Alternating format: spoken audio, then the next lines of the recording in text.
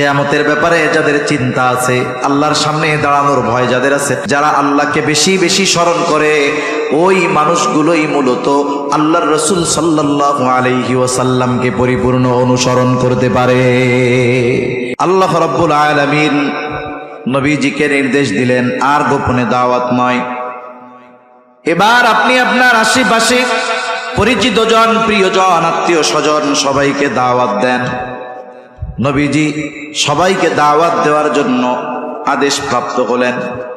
এখনের জামানা তো সুন্দর, আপনার একটা ব্যক্তিগত বিষয় বন্ধুদেরকে জানানোর দরকার, ফেসবুকে পোস্ট দিলেই হয়ে যায়। মানুষকে জানানোর অনেক মাধ্যম আছে। তৎকালীন সময়ে তো আর এগুলো ছিল না। নবীজি চিন্তা করলেন, সাফা পাহাড়ের উপরে তিনি উঠে গেলেন। আর এক বর্ণনা আসছে আবু কুবাইস পাহাড়ের উপরে দাঁড়িয়েছেন। যদিও মনে হয় দুইটা জিনিস আলাদা, কিন্তু বাস্তব আলাদা নয়।